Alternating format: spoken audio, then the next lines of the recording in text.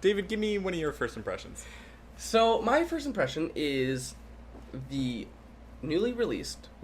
super recently released, documentary on HBO, Game of Thrones: The Last Watch. So this is the documentary following the production of the final season of Game of Thrones. So, obviously, the final season of Game of Thrones kind of sucked. I've been off the Game of Thrones, fan train for, But a few years. when you were on it, David, you were choo all aboard. You had your own blog. It was more of a news website, entertainment website.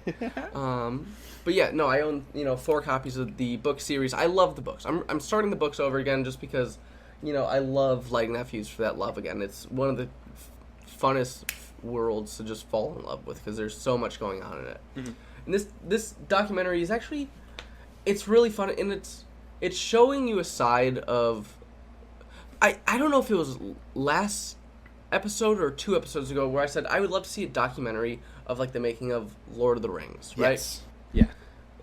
Seeing this, because Game of Thrones is on a scale all of its own when it comes to TV shows. There's nothing that even, puts up a fight for the type of production maybe that Game Alf. of Thrones has.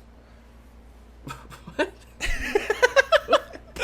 Or Fraggle Rock, And so seeing all the work that goes into this, if it's makeup on the White Walkers, if it's just the fucking snow on the ground, seeing all that, John? God, I hate you. Seeing all that just come to life and the people behind that, it's really cool. Also, one of the coolest things is seeing the table reads with all the actors between season 1 and now, and just seeing that contrast. Because when the show came out, nobody knew what it was going to be. Whenever any pilot gets launched for a show, nobody knows how well it's going to land. And, they were lucky enough to make the biggest show of all time.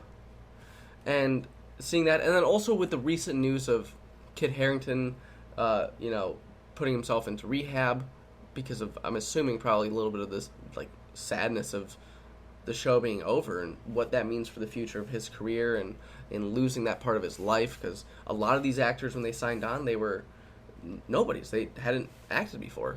Mm-hmm. And it's really... if you ever saw Pompeii with Kit Harington, this is it. You don't know. This is really it. But, I think it's going to be really hard for good. Is he? He just checked into rehab. I don't want to slam dunk on a movie he made 5 years ago. Oh yeah, but I think a lot of these actors are gonna, it's gonna be interesting to see where they land. It's hard for actors after a TV show is so entwined into the cultural context of everything to get out of that character and be somebody else. Like Joey from Friends. Yeah, like Jesse from Breaking Bad. Yeah, absolutely. He's been trying so hard, and he's a really good actor. It's just hard to get out. It's really hard. Charles Dance obviously did it with Godzilla. Absolutely. Charles Dance is such a badass, though. And yeah, it's a fun doc to watch. There are obviously some points where a little slow, but this is such a heartstring of mine. Is that even how you say that phrase? That it just no, it's not. This not is even pulling close. on my heartstring. I don't know how to say it. I never said that before. We're all trying new things, but it's fun. It's fun to finally see that behind the scene look that isn't just a Blu-ray extra or a YouTube featurette. Plus, it's also, man, it's crazy how many fucking extras they have to have and the costuming for that. And just how early hair and makeup has to start for some of these people. It's crazy. It's also a lot of Avengers has been doing this where they've been releasing fake trailers. I heard that fucking noise again, and I don't know what it is. It literally sounds like the tray of a printer falling down. It's haunting me.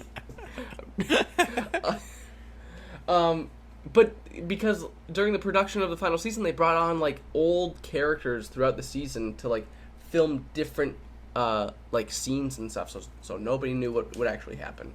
Kind of cool. Yeah. Oh no, David, I've fallen in quicksand. The only way they can save me is if they click one of these boxes over to the left or right for more content, or right dead center in the middle to subscribe to get me out of this quicksand. I'm falling deeper. That was so weird.